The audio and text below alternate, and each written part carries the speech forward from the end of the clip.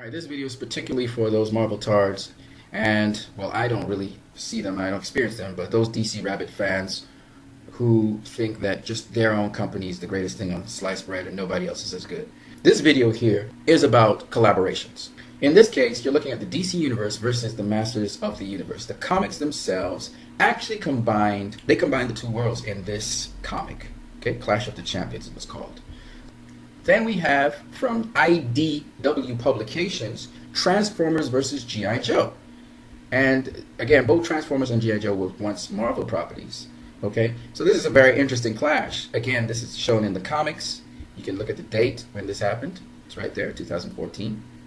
Then we have IDW collaborating with DC Comics, IDW Publishing and DC Comics Publishing, to combine Batman with Teenage Mutant Ninja Turtles. As you know, Teenage Mutant Ninja Turtles, they are Mirage, also known as IDW Publishing, as is G.I. Joe, as is Transformers. Then we have Superman coupling up with the Fantastic Four. And as you know, that's Marvel Comics. You can see Marvel Comics right in the corner there. And you can see DC Comics collaborating with Marvel Comics to put out this comic. And this is my point right now that I'm making right now, that while people are fighting about Marvel versus DC and all this nonsense, Marvel and DC, they actually have done collaborated comics together. Then we had Spider-Man. He coupled up with Batman. Okay? In a comic book issue and series. Yep.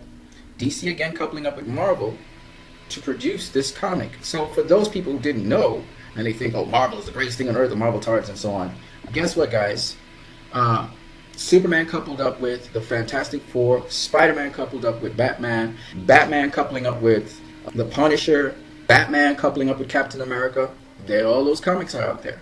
Now, why am I saying this? I'm saying this for these Marvel tard fanboys and these DC Rabbit fanboys to understand that Marvel and DC have worked together in the past, and they probably will work together in the future, all to help broaden the scope for people in the comic book fans. If you're a comic book fan, you're going to love this because they're going to be crossovers in time.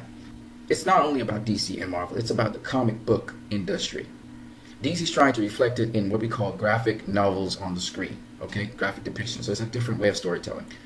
However, Marvel is doing it more like how Hollywood usually does it, and they're not really relying so much on the source material, the comics themselves, but they kind of loosely adapt and they tell their own stories, all right? So it's more along the lines of conventional filmmaking.